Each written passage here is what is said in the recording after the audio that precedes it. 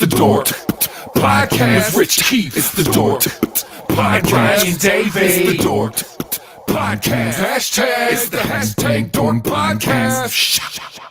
Thanks for tuning in to another episode of Hashtag Dork. My name is Rich Keefe, joined as always by Davey Eyeballs. He is Raymond Von Damon. All hail the king of ginger ale. It's Ryan Davey. Davey, how are you? Fucking exhausted, but here we are. That's right. Listen, back to school. Back to school and the end of football preseason, man. We are, I'm just exhausted. But here we are. First big tilt already? No, you guys delayed. Not yet. We have about a week. We have a joint practice. Ooh, a scrimmage. Okay. And then our first game. So holy smoke, that's really delayed. No, we go Wednesday, Saturday. Oh, gotcha. Yeah.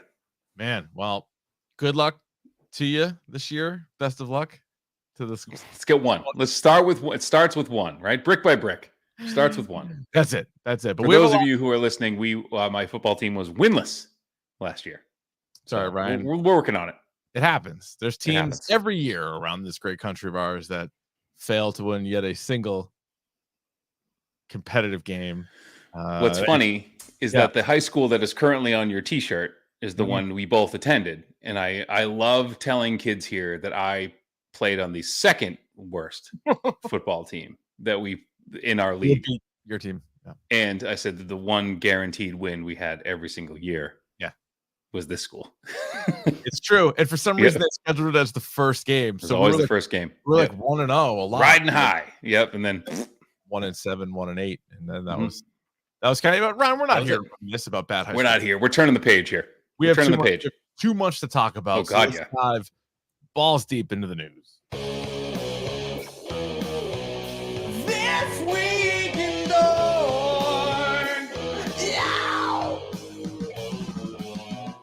D23. Of course, that stands for Disney 23. It was this past weekend where they had trailers and announcements and a whole little fan expo that they put on there. A lot of stuff going on. We're not going to get to every little detail because there's like a ton of shows and things that you'll never watch, you'll never even hear of down the road. And when they first announced this, I was like, oh, cool. Like we're going to get all the Disney stuff. But then it's almost like a must-watch event. Like they have so much stuff, including we'll get to it. I don't think we're going to get to it. You don't have it in your notes, but like the Indiana Jones stuff. Oh yeah, that too. Awesome. Yeah, there's a lot on there because again, they just own everything now. Like here's we'll start with a bunch of Star Wars stuff and the Mandalorian season 3. They gave us a little taste. I think that'd be more of a teaser than an actual trailer, but no official start date. 2023, probably not till the end of 2023. But man, just great stuff. It's the one to beat, right? It's the flagship Star Wars show on Disney Plus. There's no doubt. It's got something for everybody. Yes. It's so goddamn good. And just the Mandalorian and Grogu together, perfect. Just good shit. Calls him kid. Yeah. Love it. Rapport there. I'll tell you what I'm also very excited about. Tales of the Jedi. It's going to be 6 original shorts coming out October 26th. That's just right around the corner here. It's going to be a lot of Ahsoka Tano as a youngster and Count Dooku as he sort of deals with light to dark side. But that is like really compelling stuff. It looks good. And it's Filoni, right? So it's like it's Clone Wars style. Yeah.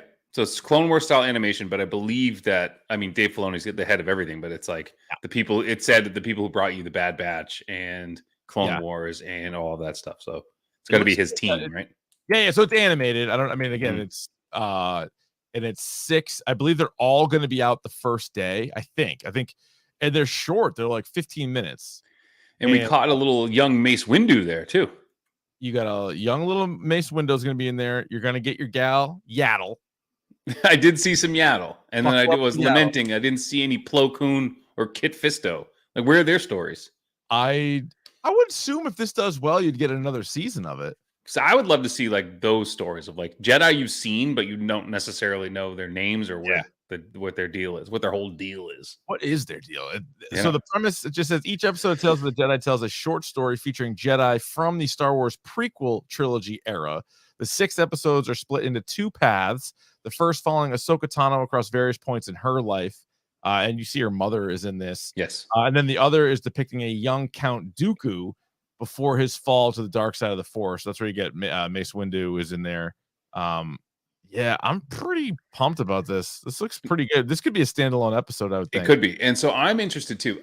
Is Qui-Gon Jinn, he Dooku's Padawan? Oh, I forget. I forget what I forget that relationship. I felt like they're both old dudes. They're both old dudes. Yeah. Pierce. Maybe perhaps Pierce. Hmm. But yeah, Liam Neeson's back as Qui-Gon in this as well. And we got another look at Andor. This is coming out on the 21st. So just over a week from now, they're going to put 3 episodes out. It's one of those ones where I'm really not that super interested in it, but it actually looks really good. It looks high quality. Yeah. Like it looks like a Star Wars movie. Yeah. And I like this story, like the start of the rebellion. And like, obviously, you know how it ends, but yeah, how we get there. And I love Forrest Whitaker is back. Saw Gerrera. And I love what's his name? Stellan Skarsgård too. If you were to rank every single Star Wars character in the history of Star Wars, would Cassian Andor be in the top 50? Not yet. Oh, he could be. Yeah. So but not yet. No way. But he's kind of like a lesser Han Solo right now, but let's see what happens here.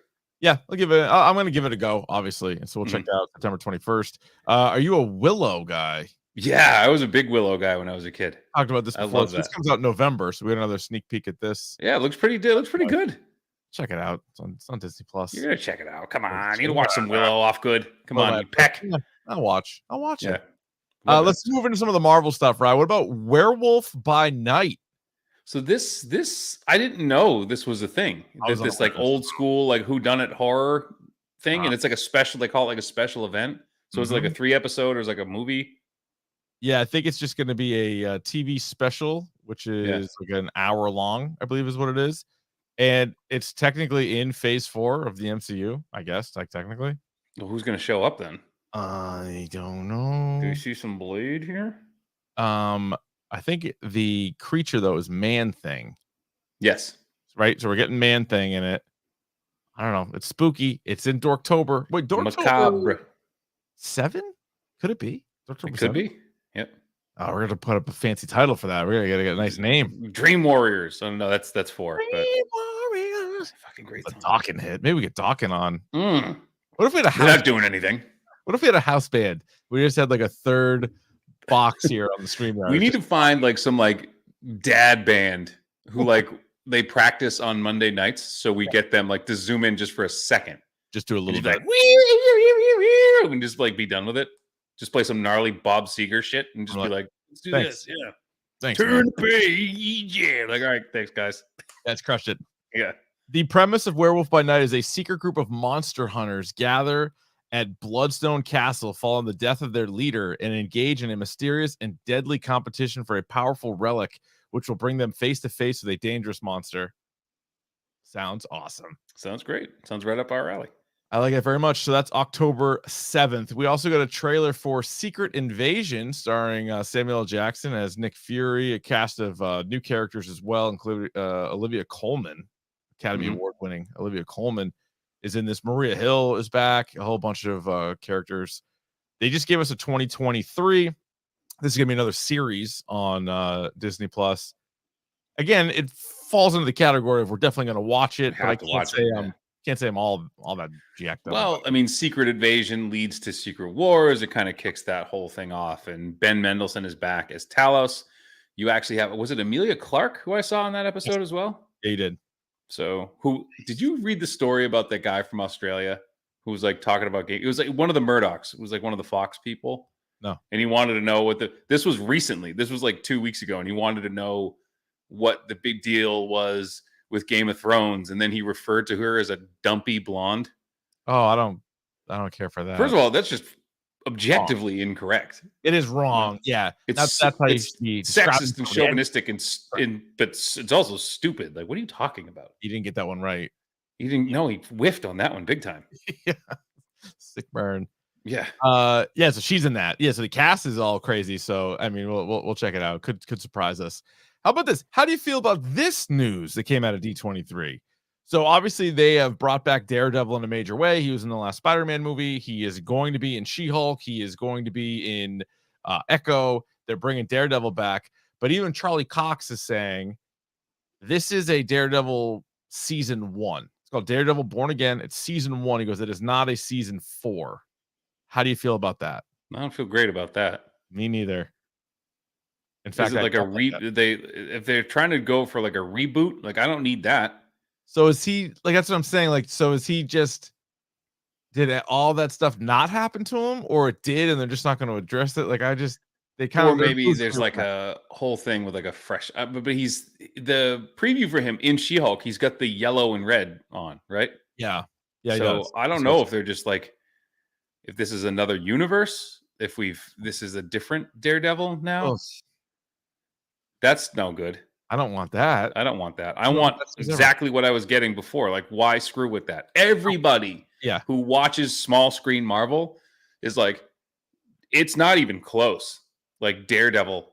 If you put even I would say it's better than WandaVision. It's better than it's the best. Loki. Like, it's by far the best. It's the best. Like, I want them to pick up immediately where season 3 left off. Just like, and like, if it doesn't tie in directly, whatever, you got to ignore some of the other shit. Fine, you can slowly tie them into this world, but I want that. I just want more of that. Are we in agreement? Again, I felt weird saying it because we've had high praise for these Disney Marvel shows before. Oh, it's better than all of those. It's better than all of those, right? Yeah. Oh, for God's, yes. Okay. Without a doubt. Did we both give that 6s? I think we did. Probably. I don't know if we did the first season or 2. Because that was a long time ago. The first one came out. Oh my God. We should watch it again. Yes, we should. If we have like a slope, like, let's fucking watch Daredevil again. I like that very much. Yeah. All right, let's do that. Armor Wars has been confirmed because they didn't talk about this at San Diego Comic-Con, and people were like, well, maybe they're punting on this. And then so at D23, they're like, no. Don Cheadle is back. And you're like, baby. Armor Wars. I had a thought about this the other day. Wouldn't it be awesome if like Rhodey now, and well, I was reading something about how the death of Tony Stark, how it affects Rhodey, how it affects War Machine. And one of the things that popped into my head, and I'm sitting and thinking about this, like, this would be kind of a cool idea. Like, if something breaks on his suit, he can't fix it. No. Like, fuck. Like, how do we fix that? It's just his whole suit's duct tape. Just I don't have Tony to fix it or make me a new suit anymore. So like, shit, what do I do? He's got to go find another nerd. There's plenty of nerds in the. You can go to Bruce Riri Williams. He can go to Wakanda. They can all fix it up for him. There's people that can help him out. He can't do it, but yeah. They officially confirmed the director for Fantastic Four. Now this movie doesn't come out till November 8th, 2024. Matt Shackman. Mm-hmm. He's only made one movie. Yeah, it was called Cut Bank with Liam Hemsworth. I've never seen the movie. Came out in 2014, but he's done a ton of TV. He did WandaVision, obviously. And he was basically the showrunner for like multiple seasons of It's Always Sunny in Philadelphia. Like, he directed tons of those episodes. Yeah, and his TV's off the charts. He's done Succession, he's done The Boys, he's done Game of Thrones, he's done Fargo. He's a TV wizard, and we'll see what he can do in the movies. So now I know there was rumors. Did they confirm Jodie Comer as Sue Storm, or is that still rumors? That's still rumor. I think that, and they have basically, without saying it directly, that the whole John Krasinski thing was fan service. It was because people wanted him so badly that they're like, fine, let's just do it in this. I hate that even more then. Yeah. Thunderbolts cast has been officially revealed. Again, Thunderbolts won't come out until July 26th, 2024. Here's your cast. Give me a yes, I'm interested and I'm glad they're in this, or no, I don't want them in this. Because again, this is their version of Suicide Squad. Bucky Barnes, good. Yelena Belova. 2 of them. Big thumbs up. Red Guardian. See, I like Red Guardian. I'll take it. I know, but it's like, okay. U.S. Agent. Fine. Taskmaster. No shot. No way in hell. Ghost. Yeah, I'll take Ghost. I don't really like Ghost. Ant-Man and the Wasp goes. And then Valentina Allegra de Fontaine, played by the great Julia Louis-Dreyfus. You got to have, that's the Amanda Waller, right? Like that's the person who's running the show. Yep. Oh yeah. And I know it's named for Thunderbolt Ross, but he's dead, isn't he? And the actor who played him is dead. Yeah, he did. He died. So I don't think we're gonna get Red Hulk unless they bring in somebody else to do Red Hulk. It's all right. This is the one time though where it seems like in the Marvel universe, this version, there's no way it's going to be as good as the Suicide Squad. So, but the thing that's interesting to me is that Florence Pugh is like right there, A-list. Yeah. Like, I don't think this whole "Don't Worry, Baby" thing we did, or "Don't Worry, Darling," like that's a fucking disaster. But what a fucking mess. What is going on? Because people spitting on each other, like all this shit. We didn't even get into that, but she's like right on the cusp of like A-list. Yeah, I agree. So this could be something. It's gonna be pretty good. Real quick, like Disney. This is how I would describe it. Disney things. Three of them quickly. The Little Mermaid. There was a trailer. This comes out May 26, 2023. Live action Little Mermaid. Live action Little Mermaid. And I'm laughing because of the Twitter reaction. Oh, the reaction to this is like, just repulsive. Which was just exactly what you would expect. Just an absolute says absolutely what you would expect. And you just want to tell these people that, like, mermaids aren't real, right? It's a mermaid. Like mermaids aren't white drives me nuts. Because mermaids don't exist. And the people who were most upset about it weren't going to see the movie regardless of who was casted in it. No. They just wanted to comment on it, but whatever. Right. Disenchanted, which is the Enchanted sequel. Amy Adams coming back for that one. That was actually a delight. That comes out in November. It was good. You know who loves that? My wife loves that movie. She's out of all the things we watched on like D23, like the trail, she loves Enchanted. So my wife also. So I'll be watching the sequel. And then Snow White, where Gail Gadot is going to play Snow White's stepmother, the evil villain. Gail Gadot is going to play the first villain ever. I think she's technically the first villain. Yeah. In a way. First Disney villain ever, right? Yeah. And then somebody on the red carpet asked her, they're like, well, now that you're in a Disney movie, does this open the door up for you to one day be in a Marvel movie? And she just like looked at the camera and like didn't say anything. Right? How about this? Talk about getting excited. There's going to be a TV show called The Muppets Mayhem, a comedy series following the Electric Mayhem around. So I have a vested interest in this. I don't know if this is like a little too close to home, and if this person is listening, like I doubt it. But the one thing that I have an aversion to the Electric Mayhem because somebody told me that a former girlfriend of mine looked exactly like, was it Janice? Yeah, Janice. Yeah, it looked like Janice from the Electric Mayhem. Rich is laughing because now he sees it. And he's like, holy shit. Yeah, Janice. Yep. Good one. She looked exactly like her. Still does. I think. I guess. Yeah. Probably. Who's to say? Yeah, it's a great band though. I mean, yeah, Dr. Teeth. Oh, they will. Floyd Pepper, Janice, Zoot, Lips, and Animal, and Hijinks just follow. I mean, they're probably Rolf got in the mix. Your boy Rolf got in the mix of there too, right? He would occasionally play the piano, but he wasn't like a member of the band. Tickle the Ivories. He would tickle the Ivories if need be. Yeah. And they have maybe the best rendition of Jingle Bell Rock you'll ever hear. It's a good one. Those guys crush it. So pretty good. A couple of other news and notes here, not related to D23. Paper Girls officially canceled at Amazon Prime after one season. I'm fine with it. Yeah, I know you are. You know why? You know why I'm fine with it? Because now I don't have to watch. I don't have to watch the rest of it. So it did end on a cliffhanger, and you're like, well, you better get that second season, but they didn't. But if people want more, there's more comic books, so you can read all the comics. It's very good, Brian K. Vaughan. The reviews are coming out for Glass Onion, a Knives Out mystery. We also got a trailer, star-studded cast. So Daniel Craig is back, but everybody else is new. This comes out December 23rd. And from I try to usually avoid these, but they're just getting flooded on Twitter, is that everybody seems to like it even more than the first one. So it's getting good. Because Rian Johnson's a fantastic director. Like, I don't give a shit what you guys say. You watch the movie Brick, you watch Knives Out, and you tell me that guy can't direct. You're out of your mind. I didn't love Knives Out as much because it was really billed as like this giant like whodunit. It really wasn't that much of like this generation's Clue. It wasn't that. Yeah. This might be more of that. So I'm looking forward to seeing where they go from here. Yeah, that sounds pretty good. Yeah, man. Grab his dick and twist it! What? No.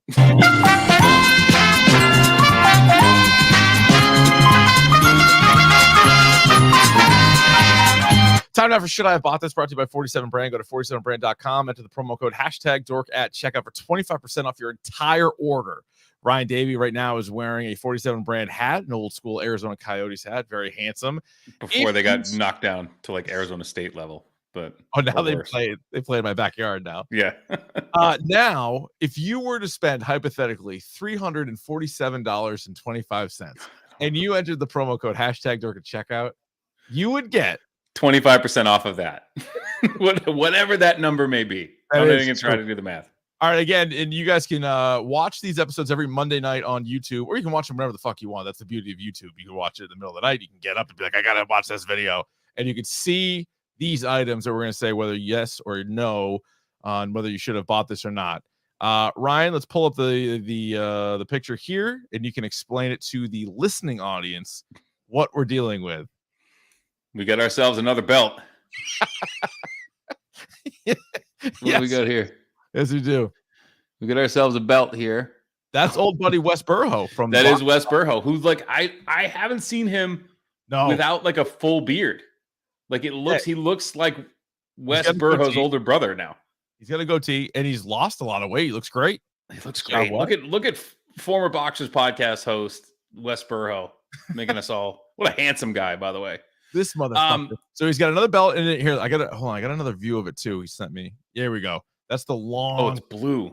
That's strapped out. And so let me tell you why he bought it too. There is a little bit of background here. Yeah. There's a backstory to it because he bought a belt, or we had another belt that we did 2 weeks ago. Spoiler, should not have bought it. Oh, but God, yeah. Here he goes. He goes, I know you just did a belt recently, but I bought this as an award for my lineman. He's a high school football coach. So for my linemen to carry if they win, quote, lineman of the week. They then have to defend it during drills on Wednesday, Odin's Day, as he points out. Yes. He goes, it's a heavy, legit belt, real metal. He goes, I think the guys are going to lose their shit over it. Then he asked, would it have gotten you pumped up when you played? Oh, shit, yeah. Like if you I would put my body on the line Wednesday to not give that thing up. Yeah. Oh my God. And not to be a bragger, Ryan, but our team wasn't very good. So if we had a wide receiver belt, it just really wouldn't have had much of a, where else would it have gone? I could have worn it all the time, but, that's neither here nor there.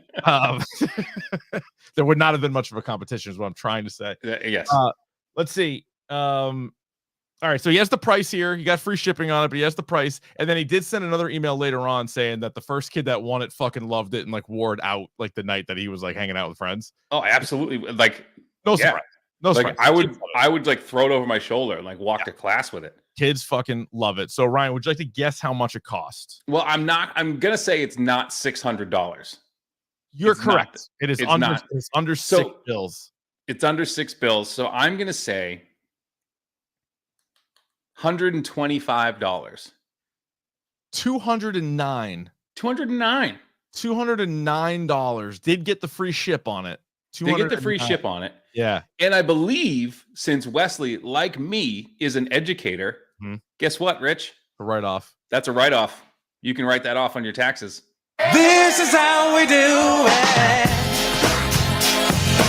This is how we do it. There you go. That's how you play. Send them in. dorkpodcast@gmail.com. $25. Too easy, baby. Too easy. Get all that money back. Didn't cost you a dime. It was free. It was a free belt, for Christ's sake. Any of these little fuckers ever pop out of the fucking wall and say, fuck, there's a horse cock in my room or a donkey dick? Huh? All right, Ryan, let's get to this quick. It's time for Davey's video game minute. Even if it takes more than a minute. All right, what do you have? So first, to piggyback, to kickflip off the Marvel stuff, did you see the teaser trailer for the Black Panther Captain America game?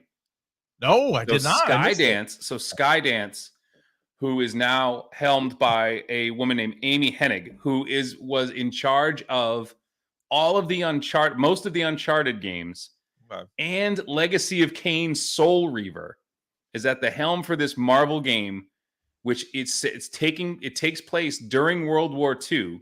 So you get, I believe, T'Chaka and Steve Rogers fighting side by side, or it may look like they might get into it between the two of them. I like that very much. So I think it's like an open world, like kind of like an Uncharted kind of game, like one of those like action adventure games. If she's doing the same thing, because Amy Hennig has done all these awesome like action adventure games. So hopefully, fingers crossed, that this game is the balls and not the Avengers game, which sad we were taken for a ride on that one, right? A little bit. So there's a Nintendo Direct coming tomorrow. So for you Nintendo fans, so make sure you check that out. Ubisoft had an event, I believe today or yesterday, where they had a sneak footage of the new Assassin's Creed title called Assassin's Creed Red, which takes place in feudal Japan. So now you have it's one of those things that makes way too much sense to not do an Assassin's Creed game in Japan with a ninja. Makes way too much sense to not do that, right? The thing that people are kind of divided on, though, is that, like the present day stuff that they do in Assassin's Creed, that's gone. There's no more of that, which to me, I'm fine with it, because I always felt like once you started getting rolling, you would have to get pulled out of it, and then you'd have to like walk around and like find clues and all this bullshit. Like, I don't want to do that anymore. Like, I just want to like do my thing, play the game, Yes. And lastly, so a game that's coming out this week that I will absolutely be playing. I mentioned it earlier in an earlier podcast. It's called Metal Hellsinger. So it's by the same people. I talked about a game called Bullets Per Minute, which is like Doom, but you have to like squeeze the trigger at the same time, like on the beat. Yep. And it's all metal music. And one of the featured performers is Serge Tankian from System of a Down. And so like as you start the level, you can kind of hear the music. The more points you get, like you unlock like the whole song. So if you start kicking tons of ass, like the music gets super loud and the vocals kick in, and it just like, so it looks fucking awesome. And it's actually getting reviewed pretty well. I like it. I believe one review I read said it has no business being this good. Like, it's just kind of a game that like you just don't pay attention to, but it's supposed to be super fun and super awesome. So I'm going to definitely be checking that out. That comes out Friday. Love it. That is, I know we're running behind. So that is the Davey's Video Game Minute. I love it. Thank you very much, Davey. Time now to talk a little Thrones. So it's time for Dem Thrones, boys. That means Chris Scheim's in the house. Scheim, how are you? What's up, guys? We ride again. Sorry to keep you waiting. Oh, please. I show up early. I'm on the Tom Coughlin clock here. 5 minutes early is right on time. Isn't that supposed to be Lombardi time? Isn't that the thing? I don't know. Who knows? Lombardi, yeah, whatever. My college coach had the same corny line too. He's like, if you're early, you're on time. You're on time. You're late, you're forgotten. You're late. Don't bother showing up. You're off the team. Yeah, you're right. Yeah, you're so wrong, Jack. Episode 4, House of the Dragon, entitled King of the Narrow Sea. We'll do very little spoiler freaks. Again, it's an after show episode. So just quickly, Rye, you're more on the fence than Scheim and I were about the show. Was this a good episode in your mind, and are you fully in now? Good is relative, but if I were to, so this the title of this is The King of the Narrow Sea. I would retitle this to Ew. Nice. Oh, I like you there. Ew. Nice. So that's the title of this episode for me. But yeah, this is a good episode. I'm in on this now. That's gross. Where can I watch it? Where is that? Just so I can avoid it. Scheim, what do you think of the episode?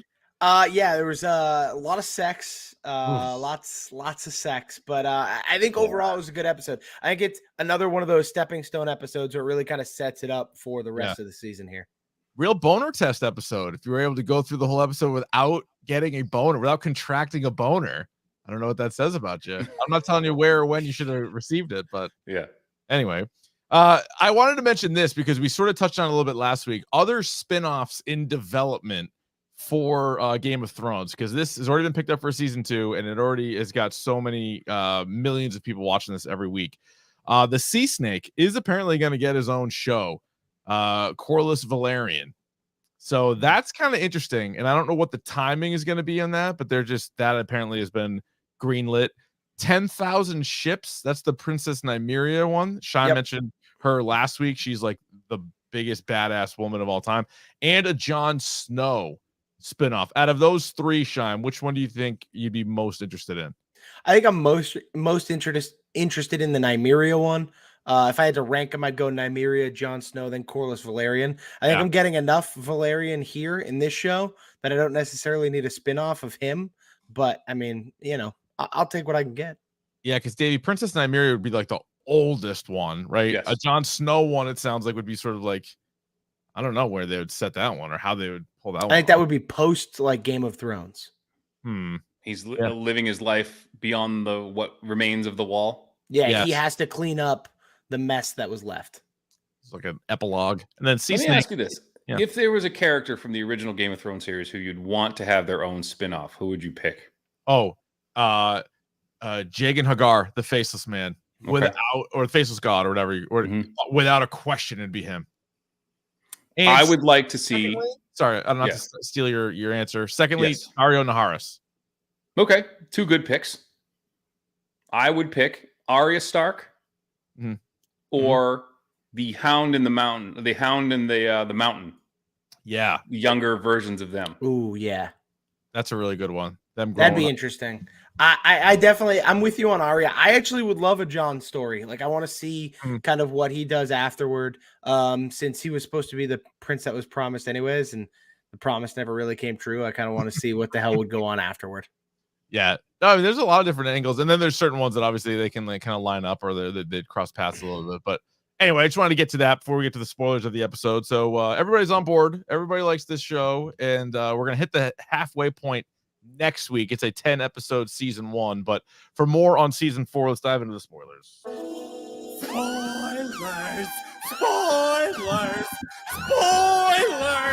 Here come the spoilers. All right, so Rhaenyra needs a husband, and so the opening scene is a pretty good one. She's sitting up there, and you have this old ass dude like throwing his pitch to be like why he should be in there. Did you catch his last name? What was it? It's Dondarrion. I believe so. Was it? See, Scheim, I'm getting fucked up because there was another Dondarrion. The guy talking to her, I think, is like a Dondarrion, right? No, the guy talking to her is a Baratheon. You can see the stag on his chest. He's a Baratheon. Is it a old guy? I've heard Dondarrion's name mentioned a couple times, and I'm trying to figure out like they had a guy in the games, and then this guy was like, that's what it was. He was the old guy who she's like, yeah, what was my great grandmother like? And he's like, I don't remember. He's like, well, you were old enough. So that was a pretty snarky, fun thing. Very good. I know. I like that. You're right. It's a Baratheon that's sort of talking to her. Bormond Baratheon, whatever he is. He's a lord. How good's the kid though? They bring the fucking kid up there. What a weird. The Blackwood kid. Kid, and he starts getting chirped. He's like, "What's that?" He's like, "What do you call him? A dumb cunt?" He guts the guy. You got fucking something to say? Kills him, or I don't know if he killed him, but he stabbed him pretty good. If you see the kid in the back, it looks like an accident. Like he did not mean to do that. The guy's like, what did I do? He's getting chirped from the peanut gallery over there. He's just making his pitch. He's like, listen, I got like dragon blood in me, or not dragon. He's like, I got blood of the first man. First man blood in me. Like gross. But he's like, I got first man blood all over me. And then she's like, you're 10 years old. Yeah. And then the guy's just like giving him a hard time, and he pulls his sword out, and she's like, I'm done with this. But he got him. He's a tough little guy. Yeah, he did. You think we'll see him again, Scheim? You think we'll see that little the Blackwood kid again? Doubtful, but the Blackwoods are a relatively prominent family, so you may see other Blackwoods pop up here and there. That was pretty entertaining though. Just at the beginning, her being like, all these, there's like a long line of dudes just like waiting to fucking throw their hat in the ring. Like, yeah, I think it should be me. Daemon returns to King's Landing and new haircut, a triumphant return, shortened it up. Cleaned it up a little bit. He looks good. He looks pretty handsome out there. But again, then an interesting scene with him and his brother and like that whole relationship. And he sort of marches in there and then, but does get down on a knee. What do you think, Scheim, Viserys right now thinks of Daemon when Daemon returns? Like when Daemon returns, I think Viserys is very skeptical. He's like, what is Daemon's ulterior motive here? But the entire time, Daemon is, on one knee and kind of being respectful towards the king and being like, this is for you. They called me the king of the narrow seas. I didn't really want it. I brought this for you. But you can tell Viserys really kind of doubts Daemon's words because Daemon is clearly after something, and Viserys knows it. And there was that whole conversation that they had, like after that whole thing, when they're standing like kind of in the courtyard and whatever. And Viserys has this whole thing about like, I'm not even going to argue this anymore. Like, you're clearly like our mother's favorite. Like, so clearly there's like some ambition there from Daemon, who like, and again, I think, like you said, I think he's skeptical, but ultimately I feel like Viserys is kind of like a rube in that way, that like he's going to get taken and manipulated by somebody at all times. You know? Yeah, well, that is kind of the position, right? Like, if you don't have the right people around you, and this was a big episode with that, but it's just sort of everybody's sort of gunning for you at some point. But yeah, Daemon comes in there. He clearly has a plan in mind, and you could also have Viserys kind of annoyed that the sea snake didn't return with him, because he was like, "Where's he at?" He's like, "Oh, he's in was it Driftmark or Drift? Yeah, Driftmark. Yeah, he's in he's gone." So he was a little steaming about that. So then you get to, and we're talking about the sexy time. Daemon and Rhaenyra go through the city. They watch a little play, which is just like taking a big shit on all of them. Which they've done multiple times throughout Game of Thrones, right? They almost like what they do in Thor, but less comically. Yeah. They use these plays to kind of show the people's perspective on this royalty that doesn't get out very much. Yeah, exactly.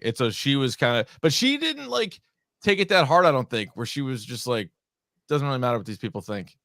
Whereas I feel like if you showed that to somebody else, they might be like couldn't believe that people don't like her. But Daemon was clearly trying to teach her something, because she specifically said, I don't, what do I care if these people think? And he said, you should, if you want to rule them. And this whole thing, and this is going to sound gross. You said teach. The word I would use is groom here. Fair. Look, man, it is what it is. This whole thing was calculated to be like, this doesn't have to be this way if you just, because remember, he's talking to her about like, you can get married, but you can do what you want. Like, it's not like it's just in name only and you can do what you want. Yeah. That's him being like kind of trying to plant the seed. Well, literally and figuratively. Yes, in a way. Right. Yeah. But he can't, because this is a guy who can't get bigger and he can't last longer. So I was watching. I couldn't wait to talk to you guys about this, because I was watching what we do in the shadows, and one of the vampires is pretending to be dead, and it's rumored that he has like the most massive penis in all the vampire world. And one of the things they're like, it's not that big and it's not that thick. So they're looking at his penis and they're like, what about the density? So that's another aspect that we have not considered yet, is density. Well, the whole thing with David, just not great. It just wasn't great. So he starts hooking up with Rhaenyra, which should be weird. If you're watching at home and you think it's weird, it is weird. He is incest. Super weird. It's her uncle. Yeah. It is classic Targaryen stuff though, Scheim. But at the same time, it's not great, because people are posting the memes. They were like, Cersei and Jaime, no thanks. Rhaenyra and Daemon, yes, please. I'm like, they were twins. Please. That was even more fucked up. That is more fucked. They're both fucked up. Like, they're both fucked up. But what the other thing too? This is very Targaryen, though. It's very Targaryen. But one of the things that I thought was super interesting is once Rhaenyra was like kind of into it, he was out. Like, he wanted to be in control of that situation, and then was like, nah. Well, so it's one of two things to me. It's one, he couldn't get hard and couldn't do it, because we've already seen him have that issue. Or two, he like all of a sudden has a conscience. Or or three, this is him playing the long game, where it's like, okay, I know she wants me now. I pull away and make her want me more later, and then really plant the seeds for the future. Or was he setting up Hightower because he knew that he was 100% doing that. I think he's aware of that part of it. He was pulling the strings there, and probably realized he didn't need to go all the way through with it. Yeah, part of me was shy, being like, maybe he knows it's kind of fucked up, although it is the family, so like he would probably go through it. But it's almost like he doesn't really want to. He just wants the power that would come with it.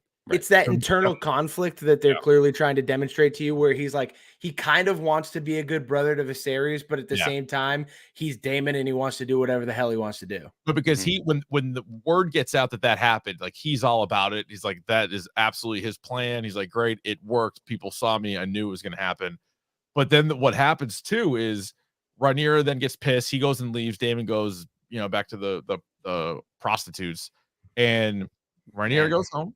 She's still got the itch. She's got that itch. She's got something going there. And enter Sir Criston Cole. And for those who forget what that scene was like, here's a taste. Oh my God, I'm gonna freaking explode inside you. I'm gonna spill it. I'm gonna fill you up. Oh. I'm gonna fill you up. What? I'm gonna fill you up. Just let me do this, honey. Oh yeah. Oh yeah. Oh yeah. Oh yeah. Oh yeah. Oh yeah. Oh. I'm gonna do it.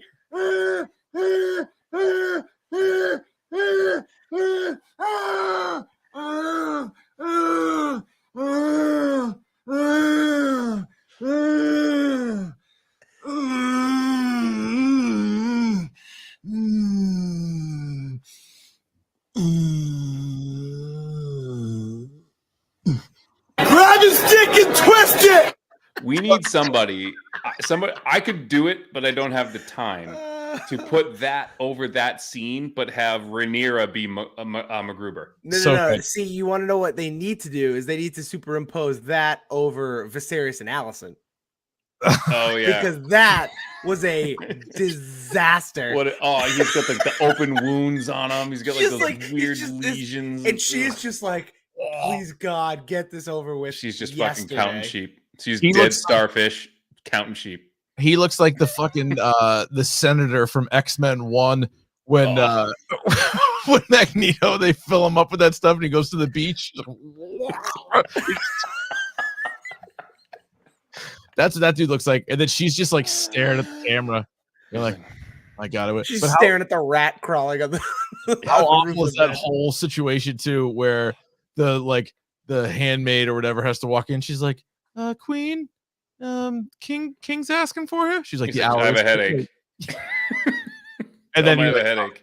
Yeah. But everybody was just so horny this episode. And then that sounds like you. Yeah, yuck. Fast forward, rewind, fast forward. So he just lays on top of her, just humps her into submission. But I also loved the scene with Rhaenyra and Sir Criston Cole because she has to peel him like an artichoke. He has so many goddamn layers of fucking armor, and she's like he had one piece of armor that was literally just like top neck, and then there's like one that was like just shoulder. You're like, this is gonna take forever. Like someone's gonna walk in it. So my thing too is okay. So Hightower has a spy outside a brothel that catches her messing around with Daemon, but nobody walks by her room, doesn't see Criston Cole outside the door and goes, I wonder where he's at. No, not on there. I also wonder, here's a question. Morning after, does Criston Cole sit there and put every piece of armor back on, or does he kind of put them all under his arm and scurry out of there? He's trying to put them all on while she's still sleeping, and it's just making a shitload of noise. I kind of giggled at them taking their boots off. Oh no! It seemed like there's a lot of laces. They were like kind of like pulling at him like really slowly. They did take their time peeling that onion, as you said. And they made a big deal out of this, but that was her first time. She looked like she knew what she was doing. I think I would say she's kind of. That was her. Well, she was in the pleasure house and watching the people do it, so she kind of got a good idea. I mean, I think I saw some. I might have seen some ass eating. Question. Does this? I think it did. Let's unpack that for a second. No. Does this also beg the question? Have Rhaenyra and Daemon done it before? I say no. It begs the question, of course. Like he gave her that necklace and stuff like that. So maybe. There's some hidden context there. But he did, and again, not that he's a good guy, but he made a comment about how much she's aged. And the last time when he gave her the thing, wasn't that 3 years ago? It's 3 or 4 years. Yeah, 3. Yeah. And again, not ruling it out, but I feel like he did make a comment as if to say, like, oh, now I view you as a woman. As if to say, rubbed her face. But yeah, there was a lot happening in the brothel. Although It was shot like the fucking Battle of Winterfell. It was so dark. I was like, I can't see the goddamn thing. I like shut all the lights off in my house. I'm like, what is going on in here? But yeah, it was pretty busy in there.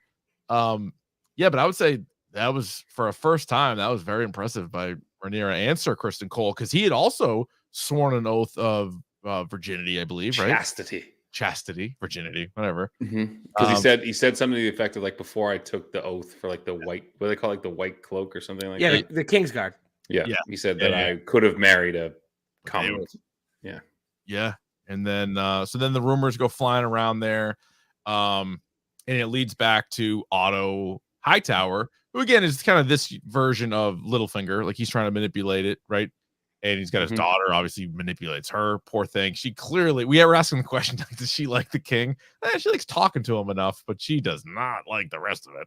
And why would she? Obviously. But then Otto confronts the king about what's going on. The king kind of loses his mind at him. But then what happens is Rhaenyra is able to sort of spin it like, all right, I'll marry whoever you want me to marry, but you got to know, what you have to do. Yeah.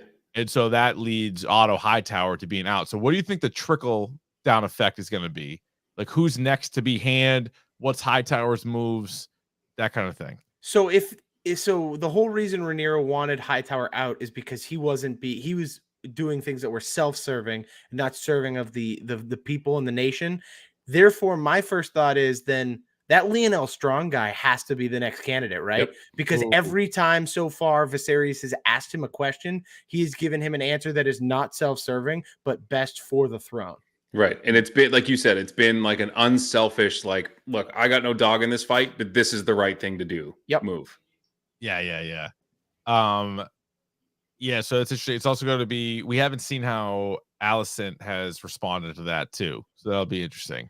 There was a nice dig that Rhaenyra was basically like, yeah, so I'm going to get married, and basically I'm just like strapped down and meant to squeeze out some heirs. Yeah. And she looks at her and she's like, sorry. Like, my bad. That's good for you. Like, I just... Yeah, no, I love that for you. I love that journey for you. I think that's great, but nope. And then the episode ends. You get a really weird, the king sends the princess essentially a morning after pill in tea form. And you're like, huh. And so again, he thinks that she slept with Daemon because like they don't know anything about the Sir Kristen Cole thing yet. Is it a test? Or like, is he just sending it because he wants her to maintain the air of maidenhood? Or like it's option, right? Because they need, like in Ace Ventura 2, they needed to make sure that the woman was a virgin. Otherwise, it'd be a real problem. Ace Ventura slept with her. It ended up being a huge deal. It was Can we please highlight Corey Mitchell in the chat? What he just said. Plan B, more like Plan T. Well said. So because the other issue too is that for me, the Maester is in Hightower's pocket. Like, they're clearly in cahoots. From previous episodes, they have their little winks and nods and stuff when it comes to delivering messages to the king. So is this another bid by Hightower to expose the fact that she's no longer a maiden and have like proof of it? Right. Like, if you didn't do anything, then you shouldn't. I thought that they were going to bring some Meisters in and like inspect her. So that's what I thought. That's what I thought was going to happen. I thought it was like some kind of holy water mixture. Yeah. And he's like, I need to test you for your virginity. Yeah. Yeah. Because you can tell. Yeah. Well, again, that's what they did in Ace Ventura. A couple of questions I had. So we see at the beginning how Daemon brings, and he comes back to King's Landing, and he goes to the Iron Throne. He kneels down, gives him another sword. So the Iron Throne is not just the throne itself, it's the whole area around it. There's like 1,000 swords and spikes and shit. That wasn't the case when like Baratheon and when we saw it in Game of Thrones, right? They had the crazy throne, but they didn't have all the shit in front of it. But correct me if I'm wrong, Scheim, but that's how it's described in the book. Like, it's massive, and it's like a whole room. Yeah. So this show is far more to the letter of kind of how George R.R. Martin saw everything. Like, not only just the Iron Throne, but the idea of a hunt, right? It's supposed to be this giant party, which we saw in the earlier episodes when they go to hunt the stag and stuff. But if you go back to Game of Thrones, when Robert Baratheon goes out to hunt the boar and gets pierced by the boar, there's like 5 dudes. And George R. R. Martin said it was his least favorite scene in the entire show because it wasn't truly identified, like it truly wasn't what he had kind of mapped out in his books. Speaking of the hunt, Viserys goes on a rant talking about how Otto Hightower has been there for a lot of different kings, so he's been able to kind of stay there. And was it his dad or his grandfather that died during the hunt? His father, Balon the Brave, died of not at a hunt, at a tournament from what's called blistering belly, which is basically like his stomach kind of like exploded, or like he had diarrhea till he died, kind of thing. He's kind of coming out of both ends. Yeah, it like just everywhere. And so he was insinuating that Otto Hightower poisoned his father, killing his father to become the hand, and then was the hand of the next couple kings. And what did he say? So his grandfather appointed him or something, and he was alive for like 5 days. Yeah, I think Jaehaerys is technically like his uncle or something like that. Yeah, he was alive for 5 days after you got named the king, and then my father dies in mysterious circumstances. Yeah, and here you are, right? Yeah, right. Mm-hmm. Yeah, he died in battle. How did he die? Well, he shit himself to death. He shit himself to death. Like, why is he called Balon the Brave if he shit himself to death? You're like, oh, he's pretty brave. Balon the Brown, am I right? But I think it's really cool that like the way they're setting this up is that Viserys boots Hightower, and his reasoning is like he's right, but also Hightower is kind of right too. So like you could see it from both sides. So like his reasoning was like, look, you're sending these spies, and like you're clearly positioning your daughter. Like you sent your daughter to me like right after my wife died. Like you played that card. Like that's all true. It's this weird thing because it's like if you take that one scene in a vacuum, Viserys looks like a king that might have his shit together. But when you look at it from a broader scope, it's like, okay, now he's not just being manipulated by Hightower, he's being manipulated by his own daughter. And his brother. So his brother. So when you're looking at it like at this political chess game that we've seen in Game of Thrones and now in House of Dragon, it's like he is like the ultimate pawn. He is not a king. He is a pawn being just moved around the board left and right. That's kind of a rube. Like a what? Kind of a rube. And like I said, what we would say here around here, no sniff. He's got no sniff for this. Because we talked about it last week. That was one of my questions again this week is he becoming a better king? And I'm with you. I don't think he is. I think it's just more he has happened to take some pretty good suggestions by people, but it's just people close to him that know they can manipulate him. Yep. And so that's what he's done. And he doesn't mean you might not make the right decision based off more than those manipulations, but it's like you can't rule that way. And so it'll be interesting to see sort of what's next with him. Real quick, going back to the swords and all the shit around the throne. Between now and like when we see Game of Thrones season 1, if they keep making like prequels and shit, something's gonna have to happen where like some king goes in there and like rearranges shit and be like, what the fuck is all this stuff in here? We need to clean this shit up. Yeah, or like the whole thing that where there's like a fight in there. No, or like Viserys, the fact that Viserys is like poisoning him so they get rid of shit. Oh like, yeah, maybe. Like yeah. Because like the older stuff that's like rusty, like that's what gave him like whatever blood poisoning he had. So like we got to get rid of this shit. Again, more imagery, by the way, with all the boils and like cuts and stuff on him and him losing fingers. That it's just like the throne is literally killing him. The kinghood is literally killing him and forcing him out. And having like rats in his bedroom. Yep, is like festering plague and like it's like but definitely disease going on there. Unlike his brother, he can get rock hard. Can't do it. No, he can't. No, I'm saying he can. Viserys, he can. Yeah. Viserys doesn't have an issue apparently. I saw that weight fluctuation. They probably have some sort of tea. They probably have like a Viagra tea, is my guess.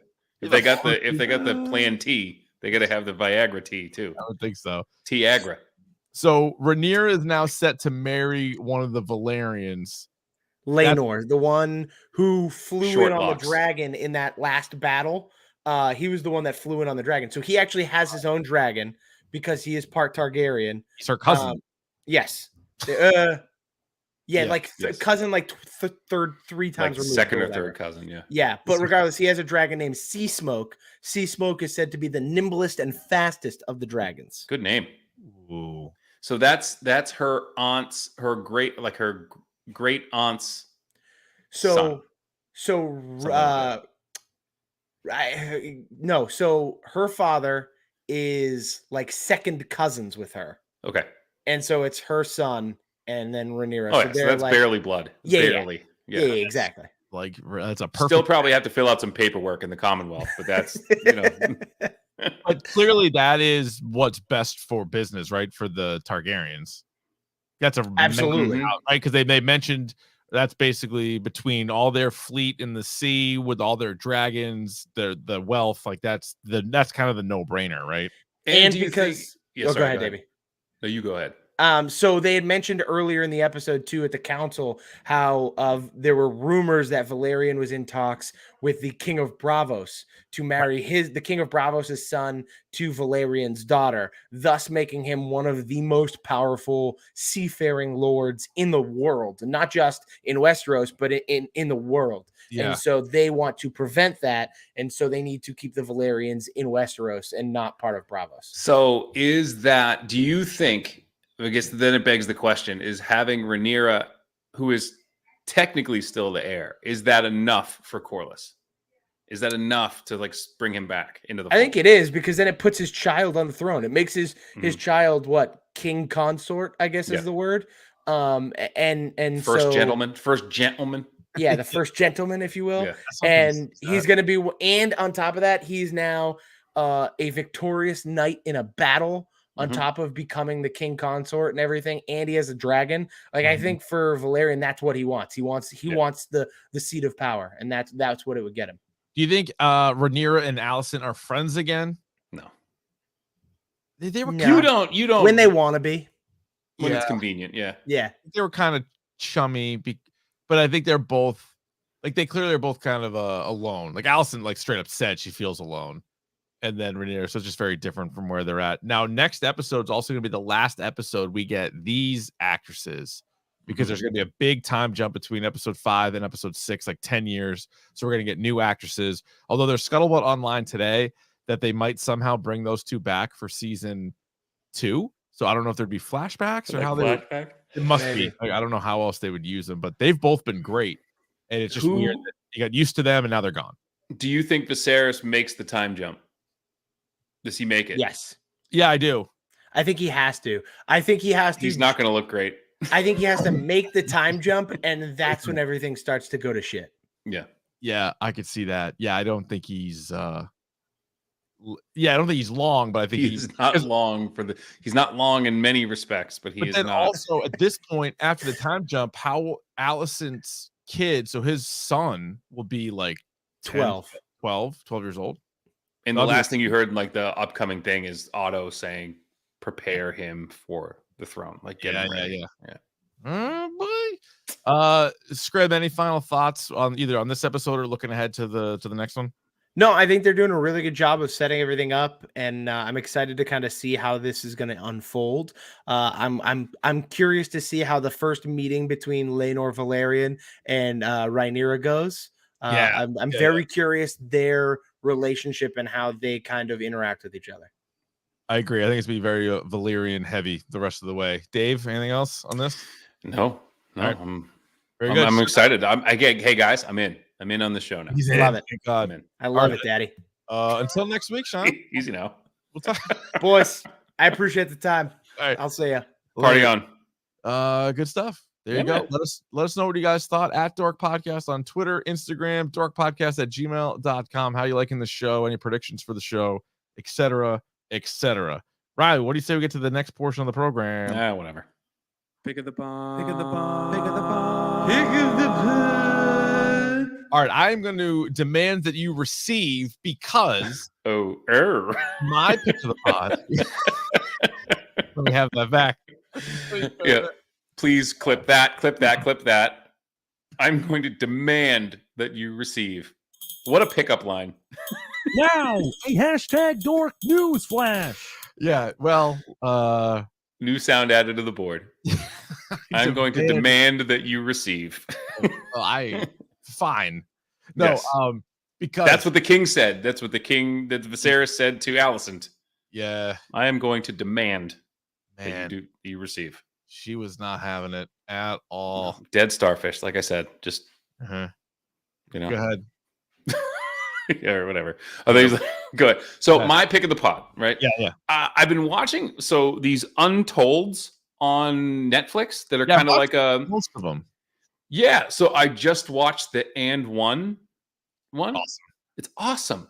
Yeah. I was floored. I mean, I think we were in like college when these things were like the height of what they were doing. Definitely college. I think it may have started in high school, but then I think it got like hot in like college. when they were doing the tour. We were in college, Yeah. And I was unaware that they went to some like NBA cities where the team couldn't sell out their own arena, but And One did. Yeah, they were like, hot, and these dudes were spectacular, but some troubled individuals who came out of that.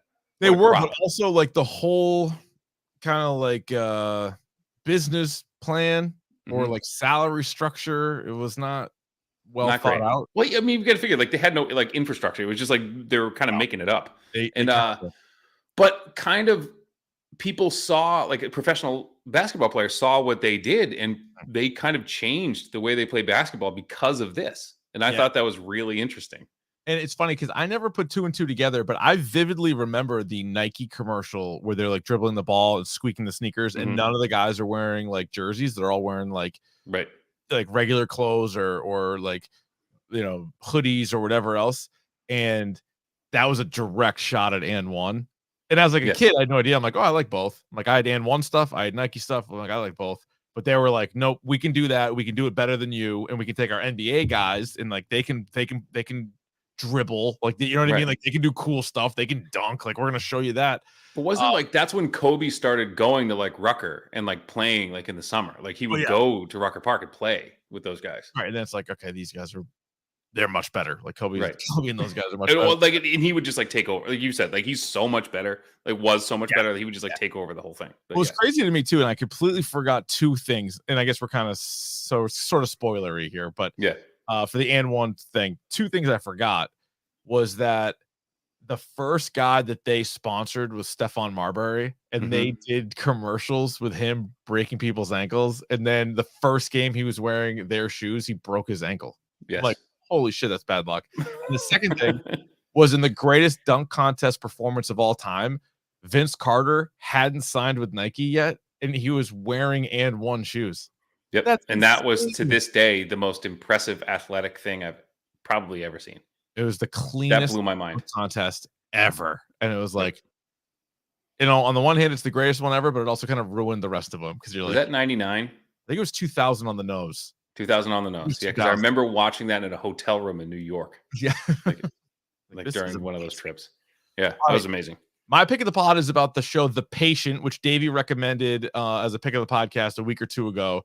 And so it's not really spoilerish, but if you're not caught up or you haven't watched the show, it probably won't make sense. Because again, it's more of a prediction. So I don't know how the show's going to end, but we're 3 episodes into, I believe, 10 episodes. They're really quick. They're like 20, 25 minute. This is the Steve Carell is a psychiatrist, and his patient kidnapped him, and he is a serial killer and whatever. I think, is it Tuesday nights? This might be a show. Tuesday nights. Yep. All right, so you want to know what my theory is for this? And I was dying because you said something, I forgot, on social media that like you took Miss Cox's breath away. And I want to know if it's the same thing I was thinking, but you go. I think that, so again, the two characters are Steve Carell and was it Donald Gleason? Donald, yeah. Donald Gleason. I think Donald Gleason's mom. Yes. Is the killer. Yes. And he's doing the work for her. Correct. And 100%. He knows it's not good, but it's like fucked up because they keep because they kept talking about when they were doing the group session, there's like this codependence, and they were like doing it with they were not doing it with, but they were like taking care of each other. Yeah. And there's like also, she's kind of creepy in this, and she comes down and meets him, and it's her house out in the middle of nowhere. And a couple of things that we know about him is he, the kid, lies about everything. Yes. And so I think the first person they killed was his father. Yeah, 100%. Yeah, 100%. So that's what they keep talking. He just left.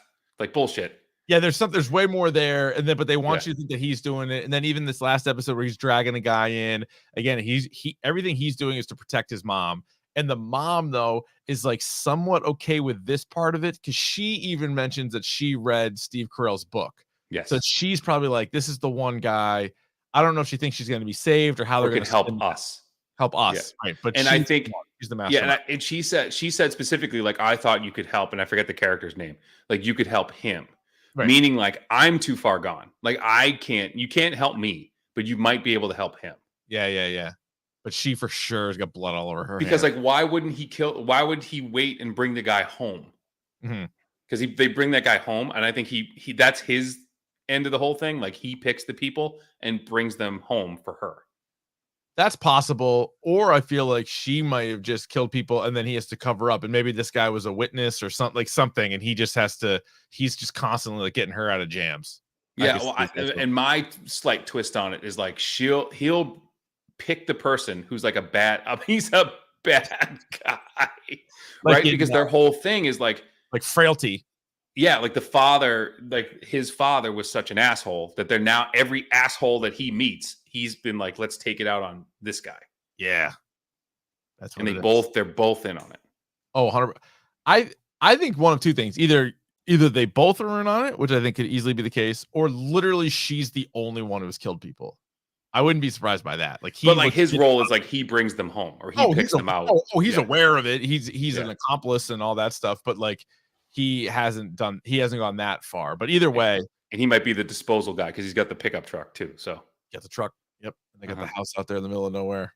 Right. Yeah. It's a good show though. It's a fucking good show. And I can't wait. If that's true, that'd be a great twist. That would be, yes. I think that would be a holy shit because they're really setting it up with everything. Not more because we've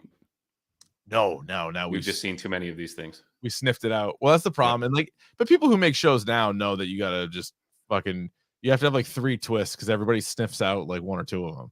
Mm-hmm. So even what we just said, there might even be something. Then he might be like, the other twist could be if he's like, okay, now you know the truth, right? Now I need you to tell me it's okay to kill my mom because I can't do this anymore. And then I can't do this for her anymore. It'll end there. Yeah. That's what you need to tell me that I'm justified in taking her out because I can't do this anymore. Yeah. That's good. There it is. You know what the ultimate twist is? Grab his dick and twist it! Pretty good. He just wants to eat his pho. That's it. Have you ever had pho? Yeah, I think so. Fucking awesome. Yeah, it's nice. So good. Really good. Anyway, sorry. Next week, House of the Dragon, episode 5. It is entitled We Light the Way. Sure. And that'll be the mid-season report as well. So that'll be our episode next week. But let us know what you thought about all this crap. Emmys are going on tonight as well. Sure. I hear some whats and some what. Like Kenan Thompson was hosting, and it's like one of those where he's just such a nice guy that's like, can we get the opposite of Ricky Gervais just to put on like a happy performance? And like, can I give you my take on Kenan Thompson? Sure. I'm going to use a word, and I don't like using this word. Oh boy, he's whack. You think he's whack? He's whack. Like he like does like woo like faces he makes at the camera, and like he does that like voice that he does when he delivers a punchline. He's whack. How high up? This shit sucks. You don't like Kenan? No. Oh, you're out of your mind. I'm not out of my mind.